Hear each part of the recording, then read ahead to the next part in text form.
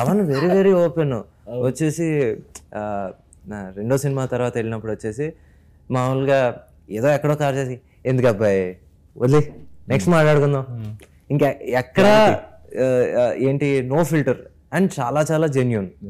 అలాగే నేను ఇంకో సినిమాకి వెళ్ళినప్పుడు కూడా మీకు చెప్పినట్టే యాక్చువల్లీ సార్ కథ చెప్పినప్పుడు వచ్చేసి వెంకీ నాళ్ళు బిజీగా ఉన్నాను, మరి నువ్వు వెయిట్ చేయగలవా చెయ్యి, లేకపోతే మరి నేను ఎవరిని వెయిట్ చేయమని మాత్రం నేను అన్నాను చూసుకో అంటే. నాకు అలాగే ఒక 2-3 monthsలోనే ఇలాగా ధనుష్ గారికి ఇలా సెట్ అయింది. సెట్ అయిన తర్వాత వచ్చేసి ఫస్ట్ రవణ్గా వచ్చేసి అప్పటికి ఇంకా కోవిడ్ టైమ్స్ అంటే రవణ ఒకసారి కలవచ్చా అంటే వెంటనే వీడియో కాల్ చేశారు.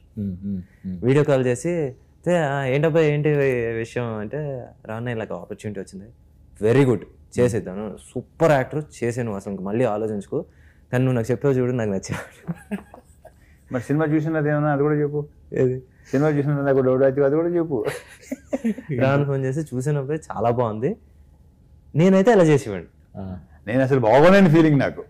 లేదన్న తనే ఉంటాడు లేదు ఇప్పుడు నువ్వు ఉంటే ఒకలా ఇలా ఉంటుంది తను కాబట్టి ఇలా ఉంది అని తను అంటాడు ఫైన్ బాగుంటుంది. సో అలా సో ఎక్కడ వచ్చేసి నో గ్రడ్జెస్ నథింగ్, నా దగ్గరికి వచ్చేసి ఇంకోళ్ళ దగ్గరికి వెళ్తాం ఏంటి, లేకపోతే వెయిట్ చేయలేడా, ఇలాంటి అసలు మామూలుగా ఎక్కడ జీరో క్లారిటీ.